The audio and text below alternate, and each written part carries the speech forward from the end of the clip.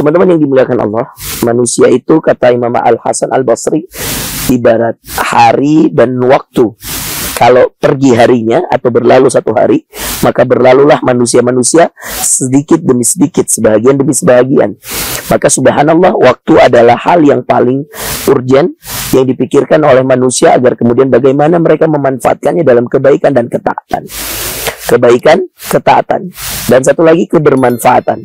Jadi subhanallah, dalam kaidah perkataan Imam Al-Hasan Al-Basri, beliau mengatakan, ayuhan nas, wahai manusia sekalian, innama anta ayyam, idza dhahaba yaumukum dhahaba ba'dukum. Wahai manusia sekalian, kalian itu seperti hari-hari. Kalau pergi harinya, maka lewat juga sebagian manusia di antara kalian. Artinya, kalau berlalu satu hari, biasanya akan ada juga orang yang wafat di hari yang itu, hari itu. Maka waktu itu adalah sesuatu hal yang paling penting untuk kemudian kita perhatikan dalam kehidupan kita. Nah teman-teman, jangan sampai kita menjadi orang yang merugi karena tidak memperhatikan waktu. Itulah kenapa kita dalam agama Islam mengetahui hari-hari itu sesuai dengan apa yang disabdakan Rasulullah SAW tentang amalan-amalan, tentang manfaat-manfaat yang ada dalam sebuah hari, yang ada dalam sebuah bulan, bahkan yang ada dalam sebuah tahun. Dan di antara amalan yang luar biasa dahsyatnya, di antara satu tahun yang Allah berikan, amalan itu terdapat pada bulan suci Ramadan. Di mana pada bulan itu subhanallah teman-teman, semua amalan soleh seseorang dilipat gandakan oleh Allah Subhanahu wa taala. Semua amalan soleh manusia diberikan oleh Allah Subhanahu wa taala dengan kadar yang luar biasa pahalanya. Kalau kita mengaji di luar bulan Ramadan, akan berbeda dengan ada orang yang mengaji di dalam bulan suci Ramadan. Dan itu subhanallah, Allah berikan pengkhususan pada bulan Ramadan. Karena Ramadan adalah bulan turunnya Al-Quran. Ramadan adalah bulan yang dipilihkan oleh Allah Subhanahu wa taala untuk kita berpuasa sebulan penuh. Dan bulan Ramadan ada malam yang lebih baik dari malam 1000 bulan, yaitu malam Lailatul Qadar.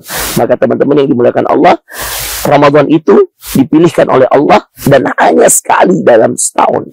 Makanya mari mempersiapkan diri kita menghadapi bulan suci Ramadan dengan amalan-amalan, dengan kualitas amalan yang insya Allah kita bisa mendapatkan banyak manfaat pada bulan suci Ramadan. Teman-teman yang dimuliakan Allah, pada pagi hari ini di Kabupaten Bandung, tepatnya di Soreang, kami ada acara penyaluran 10.000 Al-Quran bersama Bapak Wakil Bupati.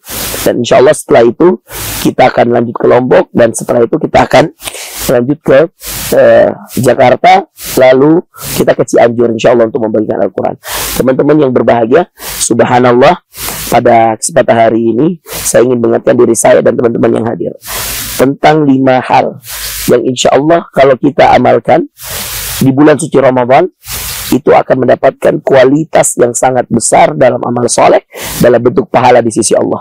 Ada 5 teman-teman. 1, amalan itu berupa bagaimana caranya menjadikan kita beribadah puasa dengan puasa yang Masya Allah berkualitas. Jangan sampai kita berpuasa dengan puasa yang rendah kualitasnya, tidak baik. Maka kemudian kita mengatakan dalam hadis Rasulullah SAW, man shoma ramadhana imanan wa ihtisaban ghufira lahu ma taqaddama min dzambi. Siapa yang puasa Ramadan dengan keimanan dan sungguh-sungguh, maka dia akan diampuni dosanya seluruhnya yang lalu-lalu. Dan ingat, ada hadis yang kemudian memberi kita warning. Kata Rasulullah SAW dalam sebuah hadis, rubba sa'imin laisa lahul jaza illa al-ju'i wal atas. Banyak orang yang kemudian puasa, gak ada yang dia dapat kecuali lapar dan haus. Jadi yang paling pertama adalah sungguh-sungguh dalam mengerjakan ibadah puasa. Yang kedua, amalan yang juga luar biasa kualitasnya di bulan suci Ramadan adalah membaca Al-Quran. Perbanyak, kalau perlu khatamkan. Bahkan Imam Syafi'i menghatamkan dalam satu hari 2 kali. Karena syahrul Ramadan adalah bulannya Al-Quran. Syahrul Ramadan alladzi unzila fihi Al-Quran.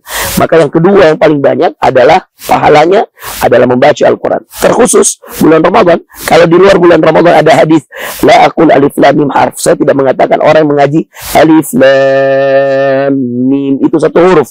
Bal alifun harfun, wa lamun harfun, wa mimun harfun. Tapi kata Rasulullah SAW, alif satu huruf, lam satu huruf, dan mim satu huruf.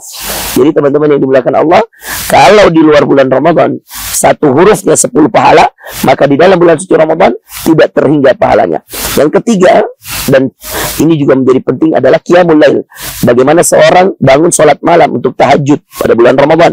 Karena subhanallah, di bulan suci Ramadan semua malamnya berkah, semua malamnya baik. Mau 10 pertama, 10 kedua, 10 ketiga. Dan yang paling baik tentu ada pada 10 terakhir. Maka bahkan di bulan di 10 terakhir itu kita lanjutkan untuk amalan yang keempat. Apa yang amalan yang keempat? I'tikaf. Jadi usahakan teman-teman Anda beritikaf walau cuma 5 menit, walau cuma 2 menit, walau cuma 1 jam. Karena boleh, para ulama menyepakati bolehnya seseorang beritikaf walau cuma 5 menit. Dengan apa? Niat i'tikaf. Dengan syarat tempatnya harus di masjid dan kegiatannya adalah ibadah, zikir, baca Quran, salat, mengaji dan seterusnya. Kemudian yang terakhir, bulan suci Ramadan adalah bulan ampunan. Maka perbanyak minta ampun pada Allah. Di akhir saya mengajarkan satu doa.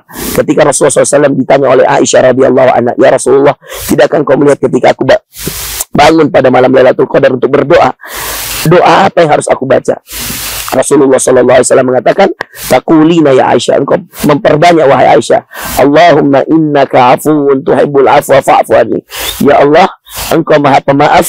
Ya Allah, engkau mencintai maaf, maafkan kami. Itu yang diajarkan Rasul pada Aisyah. Subhanallah. Maka teman-teman banyak-banyak minta ampun, banyak-banyak minta maaf pada Allah. Karena hanya pada bulan ini Allah mengampuni banyak sekali hambanya. Setiap malam Allah mengampuni dosa-dosa hamba, yang kecil, yang besar, yang sengaja, yang tidak.